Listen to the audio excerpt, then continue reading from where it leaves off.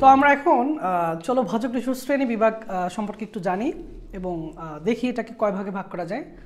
So তোমার আবুল স্যারের বই অনুসারে আসলে এটাকে 4 ভাগে ভাগ করা যায় এবং এটা তোমাকে মুখস্থ করতে হবে আগে যে আমরা কয় ভাগে ভাগ করতে পারি। আমরা আসলে উৎপত্তি অনুসারে ভাগ করতে পারি। উৎপত্তি মানে ভাজক টিস্যুটা, মানে টিস্যুটা আসলে কোত্থেকে উৎপন্ন হচ্ছে। যেমন আমাদের যদিও আমরা এগুলো আরও ডিটেলসে যাব, বাট তোমাকে হালকা একটু আইডিয়া দিয়ে নিই। যেমন আমাদের শুরু হয়েছে কোত্থেকে, তোমার আমার শুরু হয়েছে কোত্থেকে। আমাদের শুরু ছিল জাস্ট একটা জাইগোট থেকে, একটা কোষ থেকে, যেখানে আসলে বাবার থেকে একটা কোষ আসছে, মায়ের থেকে একটা কোষ আসছে, এটা মিলিত হয়েছে। এই ঘটনার নাম হচ্ছে নিষেক। নিষেকের পরে প্রথম যে কোষটা তৈরি হয়েছিল ওইটার নাম হচ্ছে জাইগোট। সো আমাদের সবার আসলে স্টার্টিংটা হয়েছিল আসলে ওই জাইগোট থেকেই। সো উৎপত্তি অনুসারে সে কোথা থেকে শুরু হচ্ছে সেটাই আসলে উৎপত্তি। তো আমরা ভাজক টিস্যুতে কোত্থেকে উৎপন্ন হচ্ছে সেইভাবে আমরা ভাগ করতে পারি, তার মানে উৎপত্তি অনুসারে। এখন সেকেন্ড যেটা, সেটা হচ্ছে অবস্থান অনুসারে। সেটা আসলে কোথায় আছে, এটা কি পাতায় আছে নাকি কাণ্ডে আছে নাকি মূলে আছে। কারণ এক এক জায়গার ফাংশনালিটি এক এক রকম। মূল হচ্ছে শুধুমাত্র খনিজ লবণ এবং পানি শোষণ করবে, বাট আমাদের যে কাণ্ড আছে সে কিন্তু খনিজ লবণ শোষণ করতে পারবে না। তার আরও কাজ আছে, তার গ্যাসীয় বিভিন্ন উপাদান আদান প্রদান করতে হয়, কিন্তু এটা আবার মূল করবে না। তার মানে এক এক জায়গার ফাংশনালিটি এক এক রকম। দ্যাটস ওয়াই আমার অবস্থান অনুসারেও আমাকে ভাজক টিস্যুকে ডিফাইন করতে হবে, আমাকে আলাদা করতে হবে। দেন আমরা কোষ বিভাজন অনুসারে যে কোন জায়গার কোষটা, যেমন পাতার যেরকম কোষ যেভাবে বিভাজিত হচ্ছে, আমাদের উদ্ভিদের মগ ডাল বা উদ্ভিদের কাণ্ডটা সেভাবে বিভাজিত হচ্ছে না, ডিফারেন্ট ওয়েতে বিভাজিত হচ্ছে। আমি তোমাকে যদি আরেকটু সহজভাবে বলা ট্রাই করি, আমরা যেভাবে লম্বা হচ্ছি, আমরা যেভাবে বৃদ্ধি পাচ্ছি, দৈহিক বৃদ্ধি হচ্ছে আমাদের যেভাবে, ঠিক একইভাবে কিন্তু আমাদের নাক বা কান, এই কোষগুলো কিন্তু একইভাবে বিভাজিত হচ্ছে না। চিন্তা করো, আমাদের দৈহিক আমরা যেভাবে লম্বা হচ্ছে, সিমিলার ওয়েতে যদি আমাদের নাকটা বড় হইতে থাকতো তাহলে আমাদের নাক এত বড় হয়ে যেত, কিন্তু এটা হচ্ছে না আসলে। কারণ জায়গা ভেদে অবস্থান অনুসারে কোষ বিভাজন এক এক রকম কিন্তু। ওকে, দেন হচ্ছে কাজ অনুসারে, এক একটার কাজ এক এক রকম। আমাদের বাহিরের কাজ এক রকমের, এটা হচ্ছে প্রোটোডার্ম, বাহিরের প্রোটেক্ট করবে। ডার্ম মানে হচ্ছে তোমার আবরণ বা চামড়া, তাহলে প্রোটোডার্ম মানে প্রোটেক্ট করতেছে ডার্মকে, প্রোটোডার্ম। এবং প্রোক্যাম্বিয়াম আমরা দেখবো যে জিনিসটা চেঞ্জ হয়, যে জিনিসটা চেঞ্জ হয়ে যায় সেটাকে প্রোক্যাম্বিয়াম বলে, আর হচ্ছে গ্রামন। তার মানে আমরা দেখো উৎপত্তি অনুসারে আমরা 3 ভাগে ভাগ করতে পারতেছি। একটা প্রারম্ভিক, মানে যেটা শুরু করে দিচ্ছে। মনে করো তো একটু আগে বললাম যে শুরু করে দিচ্ছে কাকে, মানে কোন কোষটা আমাদেরকে শুরু করে দিচ্ছিল, কে? আমাদের জাইগোট যে কোষটা, সেটাই আমাদের পুরো দেহের যে অবস্থাটা সেটাকে শুরু করে দিচ্ছিল। তার মানে এই প্রারম্ভিক হচ্ছে আমাদের শুরু করে দিচ্ছিল। প্রারম্ভিক থেকে যে কোষটা আসছে সেটাকে বলতেছে প্রাইমারি, যে আসলে প্রাইমারি কোষ ভাজক টিস্যু যেটা, সেটা আসলে আমাদের উদ্ভিদের প্রাইমারি বৃদ্ধির জন্য দায়ী। এবার তুমি চিন্তা করো, একটা উদ্ভিদের তুমি কোন দিকটা বৃদ্ধি হতে দেখো সব থেকে বেশি, লম্বায় নাকি হচ্ছে পার্শ্বের দিকে? অবশ্যই লম্বায়।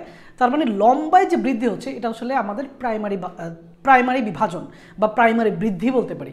আর পার্শ্বের দিকে যে বিভাজন, এটাকে আমরা বলতে পারি পার্শ্ব বিভাজন বা সেকেন্ডারি বৃদ্ধি।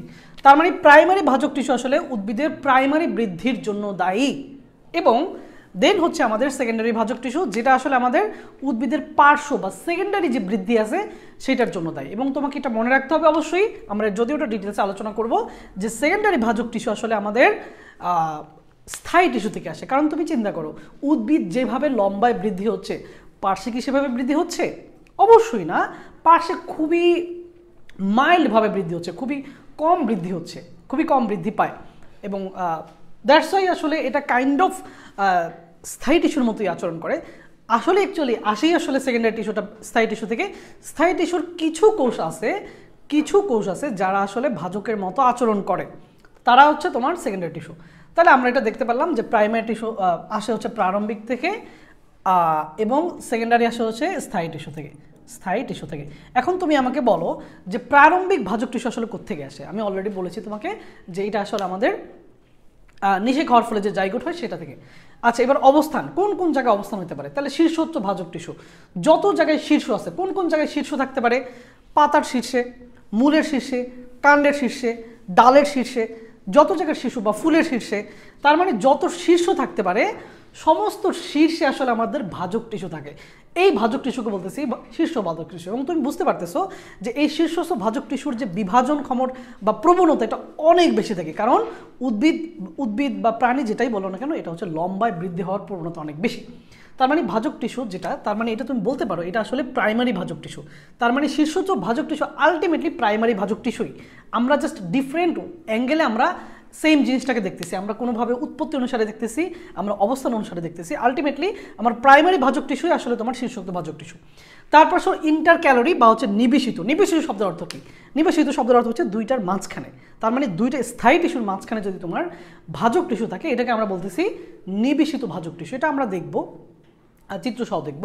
তারপর হচ্ছে পার্শ্বীয় ভাজক টিস্যু, যেই টিস্যু, এবার তোমরা এটা বলো, যেই টিস্যু আসলে পার্শ্বে বিভাজনের জন্য দায়ী তাকে আমরা বলতেছি পার্শ্ব টিস্যু। তাহলে এইখানের কোনটা পার্শ্বের জন্য দায়ী তোমরা একটু রিমাইন্ড করে তুমি একটু বলার ট্রাই করো, পজ করে এটা বলার ট্রাই করো যে আসলে এখানের কোনটা পার্শ্ব ভাজক টিস্যুর সাথে যাচ্ছে। এটা আমি বললাম না। দেন হচ্ছে আমরা দেখবো যে কোষ বিভাজন অনুসারে কিভাবে 3 ভাগে হতে পারে। এটার ইংলিশ নাম হচ্ছে MASS, ম্যাস, তোমরা অলরেডি জানো, বা ভর বোঝায় যেটাকে। তার মানে মাস ভাজক টিস্যু, এটার ইংলিশ এভাবে আমরা লিখি MASS। আর হচ্ছে প্লেট ভাজক টিস্যু, একটা রিব ভাজক টিস্যু। তাহলে মাস ভাজক টিস্যু যেটা, এটা ম্যাসিভ শব্দ থেকে তুমি যদি চিন্তা করো, তার মানে আসলে এটা আসলে সব দিকে বিভাজিত হয়, পার্শ্বে বিভাজিত হয়, লম্বায় বিভাজিত হয়, উচ্চতায় বিভাজিত হয় এবং ঘনত্বেও বিভাজিত হয়। ঠিক আছে, তার মানে আমার এখানে মাঝ ভাজক টিস্যু আসলে 3 দিকেই বিভাজিত হয় এবং এটা আসলে বৃদ্ধি করে, এটা কি? এটা আসলে বৃদ্ধি করে আমার ঘনত্বটা বৃদ্ধি করে। দুইটা জিনিস মাথায় রাখতে হবে, যেটা 3 তলে বিভাজিত হয়, লম্ব, প্রস্থ আর একটা হচ্ছে উচ্চতা, 3 তলে বিভাজিত হয়।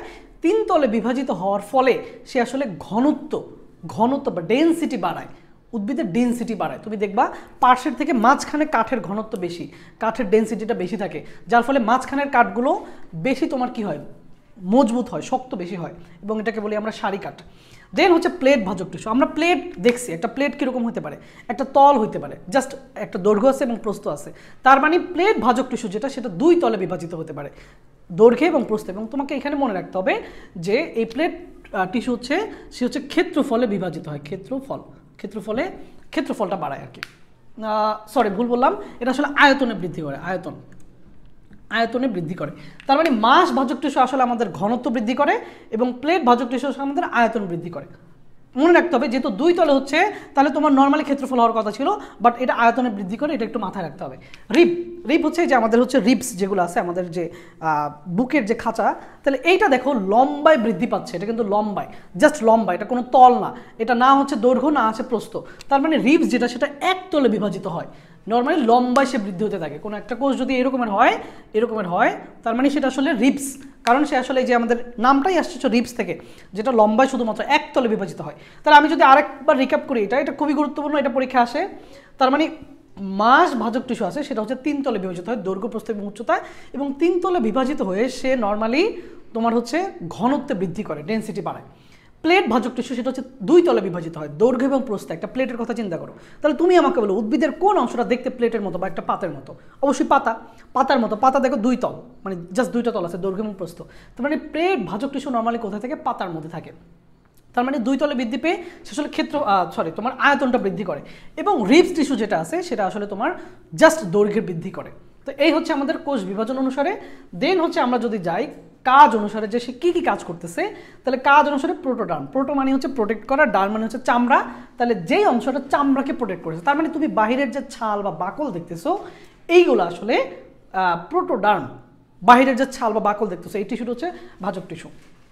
এবং মাঝে মধ্যে দেখবা যাবে বাঁকা হয়ে একদম কাণ্ডের যে তোমার ছাল বা বাকলগুলো আছে, এগুলো কি হয়ে যায়? বাঁকা হয়ে যায়। ওকে, তারপর হচ্ছে প্রোক্যাম্বিয়াম, যেগুলো আসলে চেঞ্জেস হয়, যেগুলো একটা জায়গা থেকে আরেক জায়গায়, আমরা দেখবো এটা পরবর্তীতে। এবং আরেকটা হচ্ছে গ্রাউন্ড মেরিস্টেম, যেটা গ্রাউন্ডে থাকে, একদম মাঝখানে তোমার হচ্ছে মজ্জা যেটাকে বলে, একদম ভেতরের দিকে যেটা থাকে সেটা। আর তো এই হচ্ছে আমাদের 4 ধরনের ভাজক টিস্যুর প্রকারভেদ। এবার আমরা হচ্ছে একটু ডিটেলসে প্রত্যেকটা পড়বো। তো সেই পর্যন্ত সুস্থ থাকো। আসসালামু আলাইকুম।